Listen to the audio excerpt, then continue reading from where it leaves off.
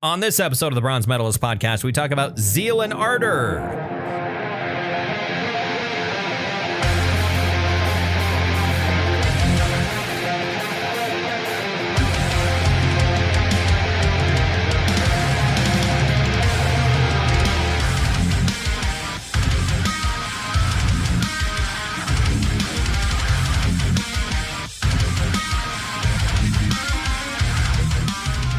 Hi, everyone. Welcome to another episode of the Bronze Metalist podcast. I'm Kale. I'm OJ. We're two professional broadcasters. We like metal and we like to talk about it. And today we're talking about an interesting avant-garde metal album by a Swiss band called Zeal and Ardor. They're, one of a growing handful of bands out there that fuse a type of traditional music with different elements of extreme metal. Right.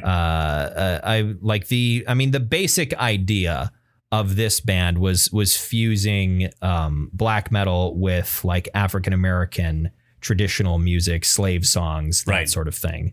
But I think there are so many other genres fused into this that to just say, oh, it's black metal and slave songs is really selling it short. Right. I really haven't heard anything just like this. Yeah. This is very different. It's pretty experimental and it's even though this is like the third album from Zeal and Ardor, it still also doesn't feel particularly refined or dialed in. And when I say refined, I don't mean like this isn't a good sounding album. I just mean that like they haven't distilled the sound down into one thing yet, which I don't think is necessary.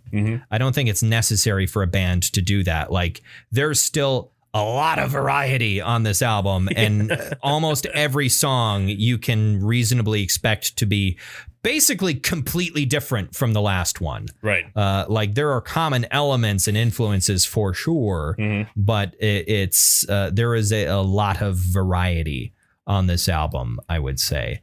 We'll talk more about Zeal and Ardor later on.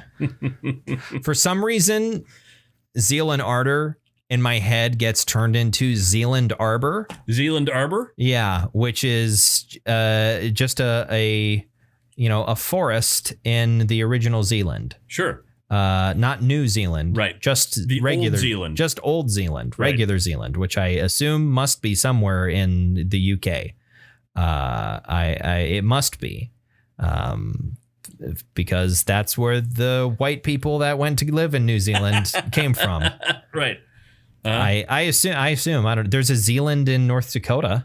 Sure. Yeah. That's where they were from. Yeah. That's what populated New Zealand. They were actually from North Dakota. Right. Which is weird that it became a part of the British Commonwealth. Yeah. Instead of a U.S. overseas territory. It was a very storied event. I mean, it was really. It was. They don't talk about that in the history books. No. They don't because it's verboten.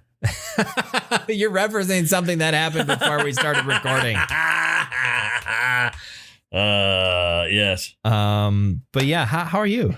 I'm doing okay. My back was killing me today. Yeah. I was having a hard time getting around and I even went home early. Well, you went to the chiropractor yesterday. I did.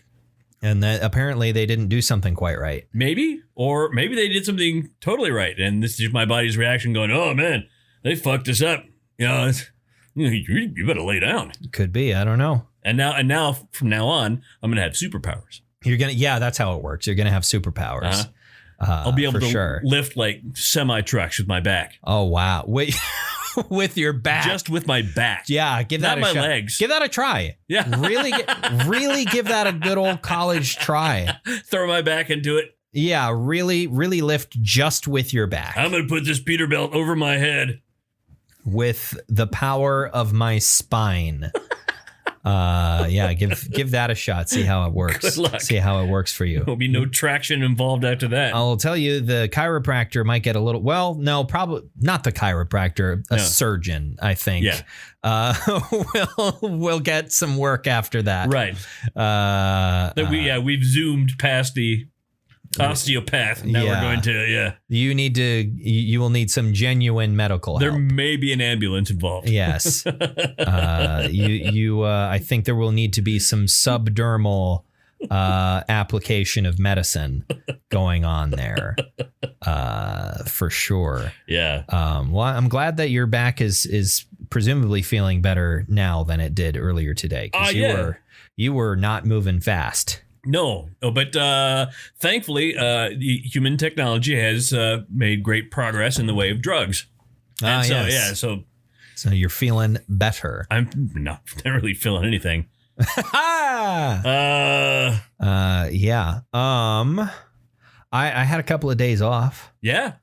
Would you just need to take the time or we lose it, or did you just wanted to? A bit of both. I've been telling myself that, I'm going to actually use my time off this year. Right. Instead of, end the year with 5 or 6 unused days off. That sucks. And it's going to be harder from here on out because we're down a man. I mean, as tomorrow's his last day. So, I was like, I need to take some time off. I could use some time off. Mm-hmm. Didn't have any plans, didn't make any plans, didn't do anything, just hung out for a couple of days at the beginning of the week, just because I felt like it. I felt like just sitting around and what the hell, why not? I talked to you about it at length before we started recording, but I finished Baldur's Gate 3. Indeed. And it left a gaping hole in my life. I did go back and play a bit of Bloodborne, and immediately the last 2 days that I was playing Bloodborne before Baldur's Gate 3 came out, I was trying to kill the boss called Lady Maria and got my ass absolutely handed to me. And this is DLC. Yes, I got my ass handed to me on a silver platter over and over and over and over again. Lady Maria was like, "Hey, here, I've got this dish for you. It's your ass." Unveiled the the cover off of the meal, and there it was, my own ass on a silver platter. And I started playing it again over the weekend, and I killed her in 6 tries. Sure. I think, versus, the probably 30 or so, or probably a lot more than that. The last day before Baldur's Gate 3 came out, I think I spent a solid 3 or 4 hours just doing nothing but trying that boss. There was maybe a little bit in there where I went and did some grinding to get fucking blood vials, because the health system in that game is stupid. Yes. Yes, it is. Punishes you for trying to kill bosses and not being super good at the game. That just, it pisses me off. I hate it. Well, at least it doesn't use the system of you get less health if you die and come back. Yeah. As what was that? Demon Souls? Demon Souls and Dark Souls 2. Yeah. But it took me a handful of tries. And then I went through the next area and got to the final boss of the DLC, and have been banging my head against that wall for the last couple of days because Jesus H. Christ. So the last boss of this DLC is called Orphan of Kos. And a lot of people have been like, Orphan is one of the toughest bosses, not only in Bloodborne, but in the entire franchise, Dark Souls and Elden Ring included. Right. And I was like, Sekiro. How bad can it be? Jesus. Really hard. Really, really. Look, Bloodborne is a game that is known for having much faster and more aggressive bosses than pretty much all of the other games, with the exception of Sekiro. But Sekiro almost doesn't count because the actual mechanics of combat are quite a bit different. Yeah, they're faster. They're your player is faster. Your player is faster, but also the way that poise and parry and all those other there are a whole bunch of other systems that don't exist in the rest of the Bloodborne ultimately has the exact same mechanics, more or less, as Dark Souls and Elden Ring. It's just you move slightly faster and you have quick step when you're locked on. Sure. Instead of always dodge rolling. And yeah, okay, like the parry is a gun, but it's all the same control schemes. And Orphan of Cause is in a game that is full of like much more aggressive bosses than you would find in Dark Souls. Ludicrously aggressive, like never ever stops attacking you. The only time like you have really like you have opportunities to hit them. Yeah. Because like some of their swings have a bit of wind up, but they have a bit of wind up, or they have like a recovery period where they're like pulling their weapon back. But those are like you don't really have an opportunity where they're not attacking. You just have to attack while their weapon is otherwise occupied, more or less. And their aggression is kind of artificially enhanced by the fact that every single time they attack, they shriek like this. They just like shriek this, like, not even like inhuman. It's a pretty inhuman, like, or a pretty like human sounding, like shriek or scream or whatever. But it's unsettling. But it's unsettling. Yeah. It's also the fact that it is fighting you with a metallic and sharpened portion of what is its own placenta. Okay. Because you watch it crawl out of the corpse of its own mother. Bloodborne's a fucked up game. But also it looks like a 9 foot tall old man. Sure. Because its mother is like an elder god. So there is that. But yeah, I have made no progress whatsoever, and I don't even feel that motivated to beat it. Like, because I know it's optional. It's like, okay, I got there. And I like there's a part of my brain that's going like, you could just go and finish the main game and be done with Bloodborne. Oh, you didn't finish the main game? Yeah, you can't. If you finish the main game, the game's fucking over with. And you can't play the DLC then? As far as I'm aware, that's how it works. Because I have not finished the game. I don't think Bloodborne is like Elden Ring, or I think Dark Souls 3 as well, where you can beat the final boss and then it's just like, all right, now go and touch this item, or go and finish up all the like right. When you finish Dark Souls, like when you beat the Soul of Cinder in Dark Souls 3, there's like you have to like interact with the bonfire, I believe, and you have an opportunity in that moment to like I think after the end of the game it takes you back to, you were like, now I'm remembering it correctly. You can link the fire or choose to let it die or whatever. And then after the credits fade, you are back in the hub area. I can't remember what it's called, but you're back in the hub area. And you're not yet on New Game Plus. You have to like opt into New Game Plus, but you are like returned to the world. And you can go and finish up the DLC. I don't think that's how it works in Bloodborne, because also one of the endings of the game involves you getting turned into a little squid. Right. I feel like there's not really any coming back from that, from being turned into a little squid. Like that's also like the secret true ending of the game, which is the one that I'm going for, because I found the items that you need to do that and I munched them. So you're going to be like, what is it? The moon god? You fight the moon presence, and you get turned into a child great one, right? As it's known, and I think like there is a suggestion that maybe you become the new moon presence or something like that. That's what it seems like. Yeah. In any case, I want to finish the DLC and like fight all the bosses before I do that. But also, I've basically finished the DLC as far as content goes. It's just I have to beat this one thing. There is another optional boss that I haven't done, which is I can't remember if it's Father Lawrence or if it's just Lawrence, but he's a big he's basically the cleric beast, but also he's on fire and way more difficult. Than Garunk? not that cleric, the cleric beast from Bloodborne. Okay. The one on the bridge that jumps up. Right. Yeah. You're thinking of the beast cleric. I'm thinking of the beast cleric. Sorry. Yes, there's a difference between the cleric beast and the beast cleric. Thank you, Miyazaki.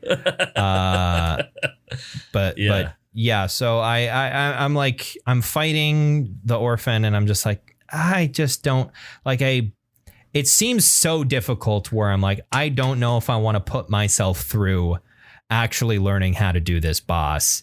And instead, if I want to just go and finish, because is all the indications that I have, everything I've seen and heard is that Garamond and the Moon Presence are not actually that hard compared to like Lady Maria or boss I already beat. You can choose not to fight Garamond though, right? Yeah, you can choose to just let him kill you, and that is an ending of the game. Right. But I don't want to do that. I want to fight the moon squid. Right. And become the new squid. So yeah, I kind of want to be done with Bloodborne and move on to a whole new game because I think I did this to myself because I interrupted the game so I could play Dark Souls 3, not Dark Souls 3. So I could play Baldur's Gate 3. Right. It's all one big mush of video games, but yeah, like I interrupted my Bloodborne playthrough to play Baldur's Gate 3, and that took me 2 fucking months. Right. And I don't regret a moment of that because it was an amazing game. It was wonderful. But also now I have no real drive to finish Bloodborne or even really play it. Like I just kind of don't feel like it. Also, it's kind of ass to look at. The game itself? Yeah, the game is kind of ass to look at. Not only is it like, it's not super old, but like 2015? 15, yeah. Like the graphics weren't super great even for its time. Right. That's just kind of how FromSoft always does it. They focus on other things than pure graphical fidelity, and I appreciate that. But also, it's locked to 30 FPS. Even on PS5, and it was made for previous generation hardware. It like the game, if the game could use a remaster, does it really move smoothly? I mean, at least not really. No. It's PS5? I mean, you get used to it eventually, but like I'll be looking at things and things just look bad because they just. I mean, okay, it's smooth enough. If you are still used to like 30 FPS stuff, which I'm not anymore because I've primarily played on PC for a large amount of years. Is that 60? PC is whatever the fuck you want. I suppose, yeah. PC, I mean, some games have built-in limits where they will like limit you to 120 or whatnot. But most games, like if your hardware can handle it, your frame rate is whatever your hardware can do. Not that your brain can necessarily tell the difference between anything above 120, but still, like I'm used to that. And also I'm pretty, I sit pretty close to my screens because I have relatively small computer monitors and I'm at my computer desk. And so when you sit that close to the screen, it's like, that looks terrible. It looks like you see everything and it just doesn't look bad. Or it just doesn't look good. Bloodborne could really use a remaster. But the people have been begging for years now. Yes, they have. The most recent game looks good, though. I mean, yeah, Elden Ring looks great. Yeah, and which a year and a half later. The most recent game now is Armored Core 6. Oh, it is. Is that out already? Yeah, it's been out for like a month. Has it? Holy shit. Which that's the main thing I want to move on to. Right. I want to play the new FromSoft, and then I want to play the new DLC and the massive new update for Cyberpunk too. Right. Like there's new stuff I want to get to, but I'm stuck on this old stuff that I just want to be done with. Me too. And like, I think You've been stuck on that old stuff for 2 years now. And it's entirely just because you refused to get on with it. Yeah, because I've restarted again because I bought the PS5 and now I'm playing for the 4th time this game. Are you actually going to finish it this time? I am actually going to finish it this time. I realized that going into the academy. Talking about Elden Ring, by the way. Yeah, going into the academy this time with Moonveil in my right hand and the Meteorite staff in my left. You're not gonna. You're gonna have a little bit of a tough time with that boss.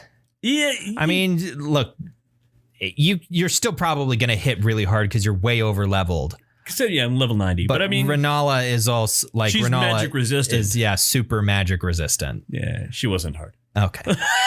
Yeah, I should have let you finish. Yeah, look, Moonveil is still. They've nerfed it a couple of times. It's still busted as hell. It is. It's especially for PvE stuff. I think most of the nerfs have been for PvP, which I don't fuck around with. I don't like playing games with other people.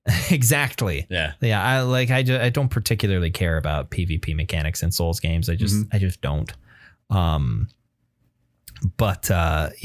I'm glad that you're making progress. Yeah, I'm making progress. I want you to actually experience the upper parts of the game and like get to mountaintops of the giants and stuff. Yes. And I have to figure out how to do that.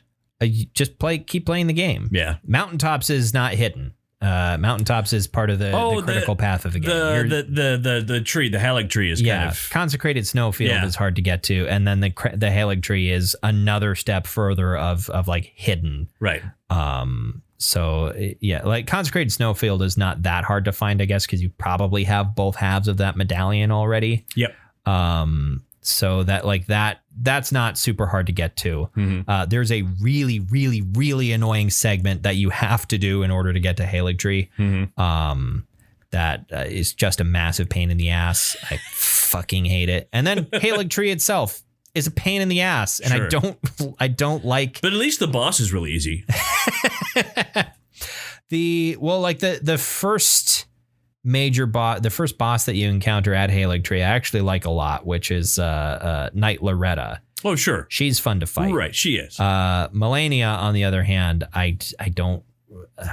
She's really difficult, but also I don't think you'll have if you are comfortable just leaning into the Moonveil cheese, you're probably not going to have a super difficult time with Melania. Right. Maybe you will, maybe you won't. I don't know. I can't remember what spirit. I think I was using. I think I was still using the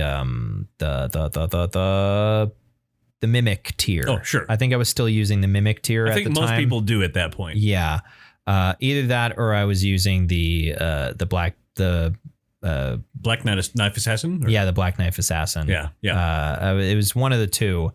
And like that plus Moonveil ended up making Melania not particularly difficult, not anywhere near compared to like the time that I had with Sister Freda in Dark Souls 3 or Lady Maria, which like conceptually they're the same boss. Really? That like Sister Freda and Melania are both Miyazaki going, what if I did Lady Maria again, but gave her this extra thing that made her even more badass. Are you talking about the waterfowl dance? Like all three of the characters have a particular move where they float up in the air and then they do a big thing. I think Sister Freda's move is actually just straight up the same animation as the one Lady Maria does. There's like she flies up into the air and then darts down and there's a big explosion. Waterfowl dance is its own beast. Sure. But there is in Melania. In her second phase, she does an explosion. A rot explosion. Yeah, and then she can still do waterfowl dance. Yeah, and also she has lifesteal. Yes, which she hits you, she gains life. By far the worst part of that experience. The worst part about Sister Freda is the fact that the fight is so fucking long. It has 3 completely distinct stages, each with its own health bar. This is Dark Souls 3, right? Yeah, it took me No joke. I think I spent 2 weeks on that boss fight. Really? Trying it pretty much every day. Mm-hmm. I feel like the moment I beat that boss was maybe the closest I have had in my entire life to a genuine religious experience.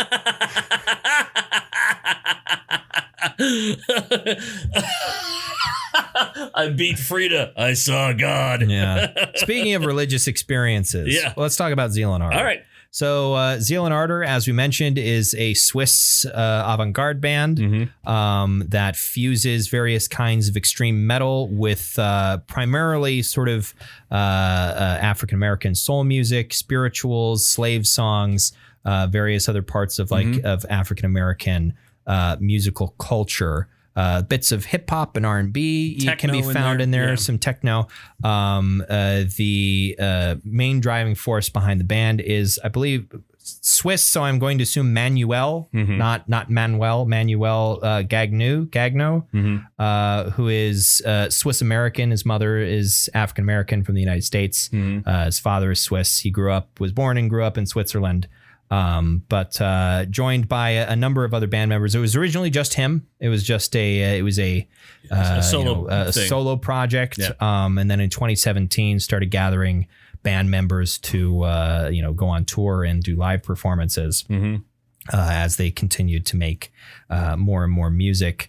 I believe Manuel is still like primarily the one who does the vast majority of the performances for the recordings, with the exception of like the backing vocalists. There are 2 backing vocalists, and that's their only job. Their only job is their backing vocalists. They don't play any other instruments. At least they're not credited as such. Alongside guitarist, bass, and drums. And Manuel plays guitar and also plays keyboards, does programming, that sort of thing. Right. This is a very interesting project because I feel like I had an assumption of what this was going to sound like going in. And it both did and did not meet that expectation because some songs met that expectation and some songs did not. Right. I was kind of expecting, I feel like part of me was expecting like Panopticon, but instead of bluegrass, it being like slave songs and spirituals and African-American spirituals and whatnot. And this was not that almost at all. Right. But I think what it was much more interesting than that. There is...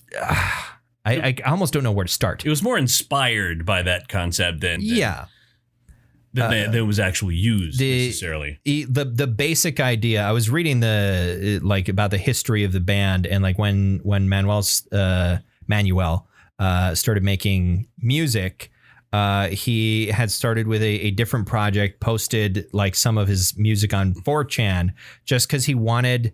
He wanted the most like unfiltered opinions about his music that was possible. And it's just straight up in the Wikipedia article. Of course, someone did respond with a slur because it is 4chan. Right. But part of the response came with the idea of fusing black metal with African-American spirituals. And that was sort of the genesis of what would become Zeal Ardor. Was like some of the feedback that he got from fucking 4chan of all places back in 2013. And the project just kind of grew from there around the basic concept, a lyrical concept of what if instead of turning to or staying attached to Christianity and Jesus for these spirituals and as a road to some sort of even spiritual freedom, because like part of the slave system is like religion was one of the few things allowed to African slaves. Right. What if instead of Jesus it was Satan? Sure. That's like part of the basic lyrical concept of the band is like, what if slaves had turned to Satan instead of Jesus? I think in a mostly Levian Satanism sort of sense, not literal devil worship, but more so the like self-liberation. Sure. The philosophical portion of it. The sort of the church of the cult of the self that a lot of modern Satanism has versus like literal devil worship, because most like satanic stuff was born out of stuff like Thelema and whatnot, different like mystic sort of carnal religions that don't technically believe in any sort of deity. Right.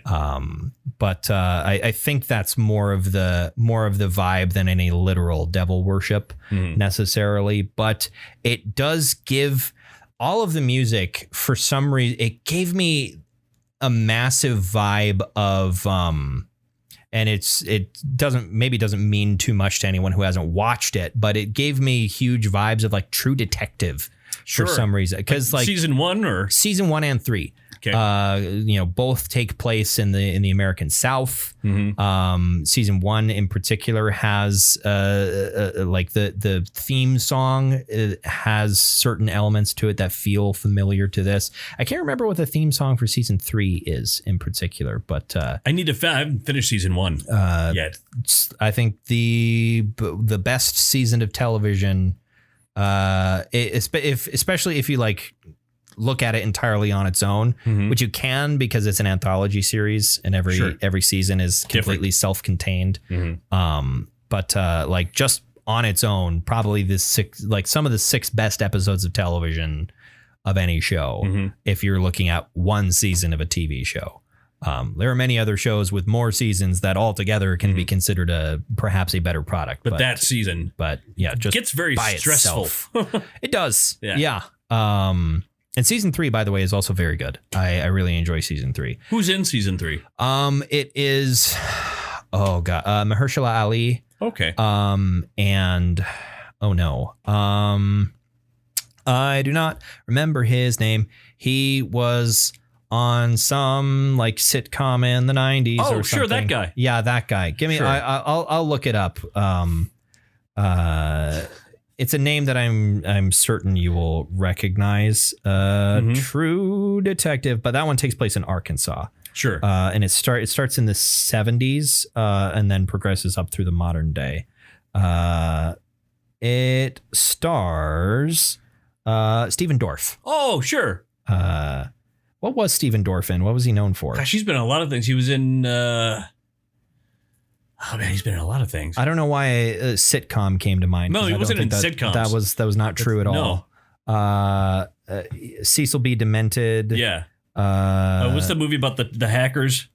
Hackers? Yeah, that's it. That was it. Yeah. Was Stephen Dorff in Hackers? I don't see that on here. Wasn't he? Maybe he wasn't. I don't see that in here. It just seems like something he would have been in.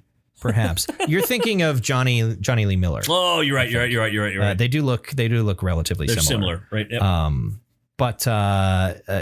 Mahershala Ali's in season 3 and Stephen Dorff, and it's very good. I like it quite a lot.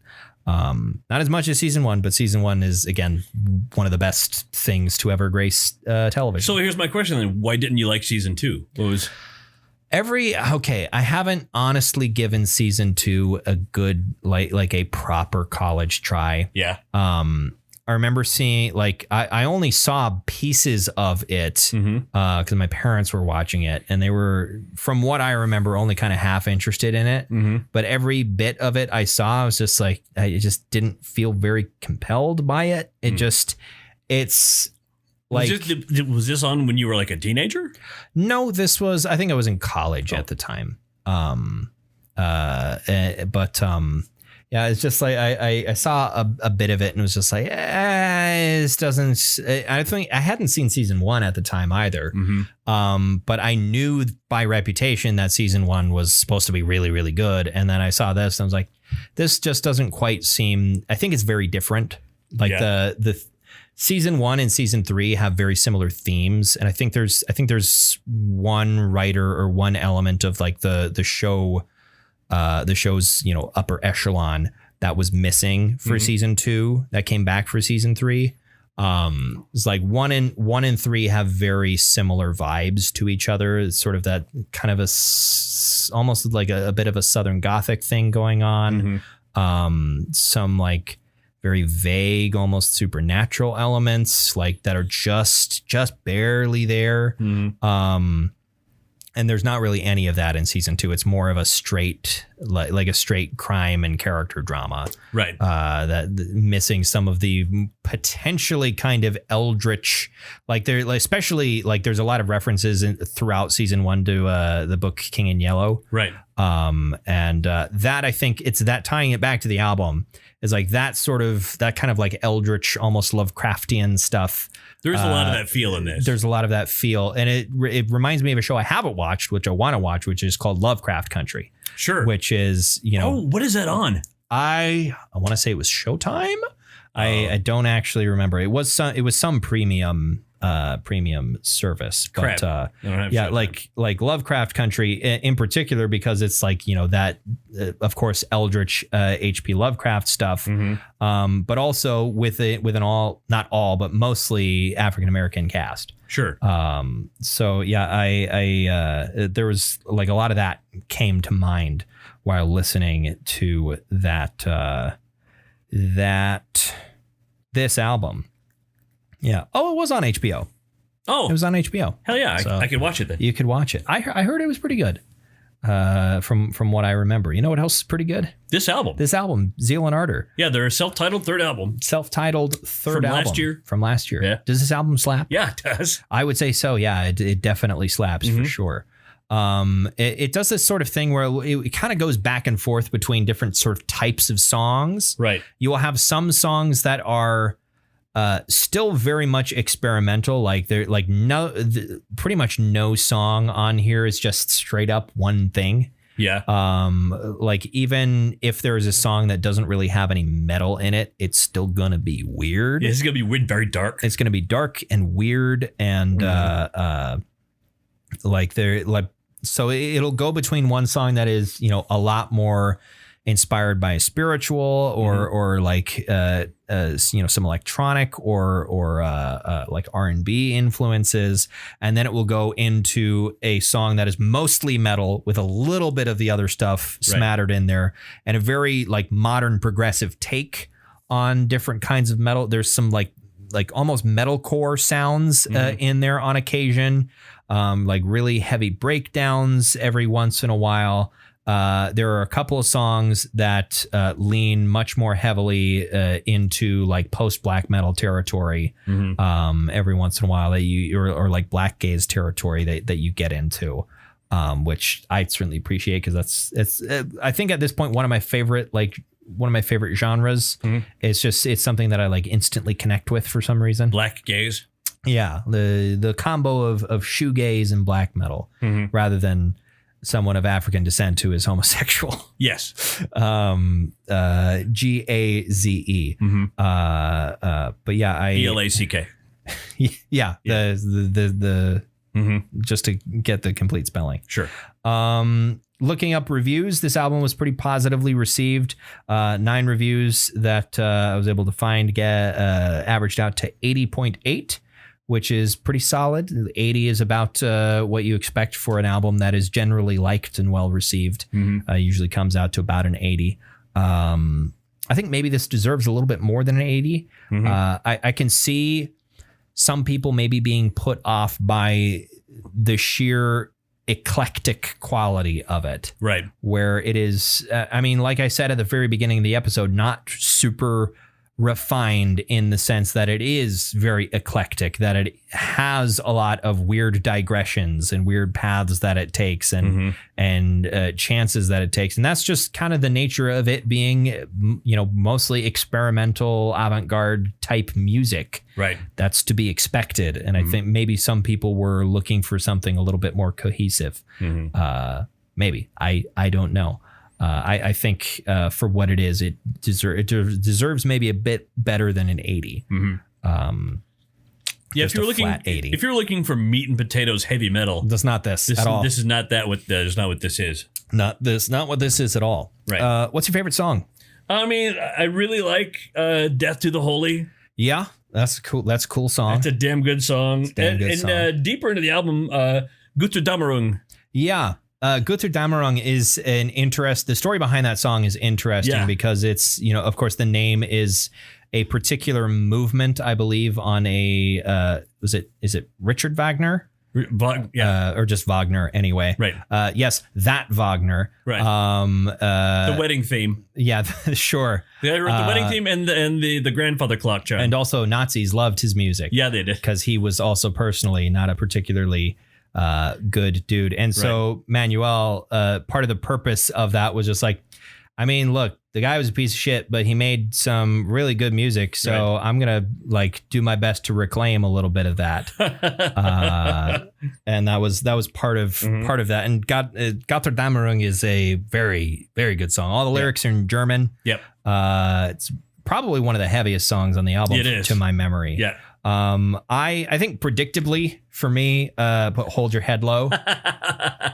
Yeah. It's one of the songs that probably leans heaviest into that sort of black gaze territory that I mentioned earlier. Right. Has this really kind of heart-wrenching like melodic aspect to its main sort of guitar portion that I really liked. The lyrics felt really like lacking some of the malice that permeates the rest of this album for good reason. This is an angry album. It is. And that's not to say that I don't think there should be some genuine like malice radiating from this. That's part of the point. But it's one of those things where it's like it feels like a breath of something different right before the end. Although it is not the last song. There are two more songs. Although they're both pretty short. One of them is instrumental, and it is just kind of like a sort of synth fade out. The last like song that has any lyrics is kind of weird. Yeah, it's almost like a pop song. Yeah, it's JMB, which I can't remember what that stands for. I think it was just like just metal blues or something like that. Jerk my balls. Yeah, jerk my balls. Because that's what you do with balls. You jerk them. JMB, it's jazz metal blues, which I feel like is appropriate for the song. I think they just couldn't come up with a name for the song, so they're like, what do we call this? Jazz metal blues. All right, done. So I will say Hold Your Head Low, definitely my favorite song on the album. Okay. What metal are you bestowing upon this like Mascaradas Chewbacca? I juggled it around in my head. I think I'm going to say gold. I think I'm going to give it a gold. It was either going to be high silver or gold. I don't know if I can confidently call it a gold yet. Okay. There's definitely an urge to listen to it more, to listen to it again, which means that I'm definitely leaning in that territory. Right. But silver for now. It's silver for now. A high one. But a silver for now. It's definitely left me intrigued to like listen to some of the like the first two albums and see what those are like. And it's definitely put this band sort of on my radar as something to continue to pay attention to in the future. But I don't know if I can call it a gold just yet. Ooh, what if one of the metals was a cold metal? Yeah, here's a cold metal. There's a cold metal. Crack open a cold metal with the boys. Cold metal can, that is, of beer. In case you were wondering. G-A-Z-E. Yeah. So next week, for once in my goddamn life, I know already what we are going to listen to. And it is the newest album from a sort of sludge doom rock band, whatever you want to call them. I love this band, called by the way. Baroness. Yeah. It's their newest album, Stone, that came out last month. Did you not know that it was there? No, but I didn't realize what the name of the new album was. Oh, yeah, it's called Stone. It's called Stone, but when you said that, and it just all of a sudden this memory from over 30 years ago, hey, there's a band called Stone as well you should bring to this podcast at some point. I forgot about that band. But yeah, it's sort of this doom sludge sort of rock, whatever, genre fluid, shall we call them? Sure. Band that over the weekend I went to the record store for the first time in forever and just got this album on a lark and ended up enjoying it. So was Dylan there? Yeah. Yep. So I ended up enjoying it. So we're going to listen to it because it's new and it's relevant and I've got it on vinyl. Sweet. So yeah, Stone by Baroness next week. Can I hear the vinyl copy on Amazon or is that? Sure. Sure you can. Digitized vinyl. I mean, that's a thing. Yeah, like you can, it's a signal. Uh-huh. Like that's a function of my record player actually is they have a port that you can plug into your computer to record the signal as it comes off of the vinyl. I don't know why you would want to do that, but I presume it's a thing that people do often enough for them to make it a functionality of the record player. I feel if you want to preserve the quality of your vinyl by not, digging a needle into it frequently, but you want to hear the music a lot, but you want to keep it as a collector's item, you're one of those people. If you do that, just listen to the regular digital version. Yeah, I suppose, but it wouldn't have the same warm sound that vinyl does. But will it still have that when you're listening to a digital recording of the vinyl? If it's if the fidelity is right, yeah. I guess. It just seems like an unnecessary. Oh, it is. Like it definitely is. It's one of those things. Like I understand definitely. Like I understand vinyl collections and wanting to maybe preserve the quality of your discs or whatever by not overplaying them. Right. But also it kind of feels like and again, that's just the point of collections in general. Is most people who collect things don't necessarily use all the things they collect. Get that. But also, like if I have, I get things to use them. Generally speaking, right? I have collected some things. I guess, I can't really think of anything in particular. Like you have anything mint in box anywhere? No. Yeah. Well, I guess there's the Funko Pop that you got me for your birthday. For my birthday last year. Well, that was this year. That was this year. March. Yeah, this year. Yeah, it feels like it's been a year since March. Yeah. But or maybe it was yesterday. Who knows? Who knows? Yeah. But yeah, that's still mint in box because those sure are collectible. The things where there's millions and millions of them. Right. I mean, it's collectible. They're just not worth anything. Right. It's like everybody said with Beanie Babies back in 1990. Yeah. These are going to be worth something someday. Not when everybody gets them. Right. That's not how that works. Mm-hmm. In any case, we'll talk next week about Baroness Stone. Until then, why don't you go ahead, follow us on social media, on Facebook, or the other thing that is now a dead bird. And go ahead and subscribe to our feed on whatever it is you're using to listen to us right now. Go ahead and do that if you like. Until next time, thank you very much for listening to another episode of the Bronze Metalist Podcast. I'm Kale. I'm OJ. Congratulations.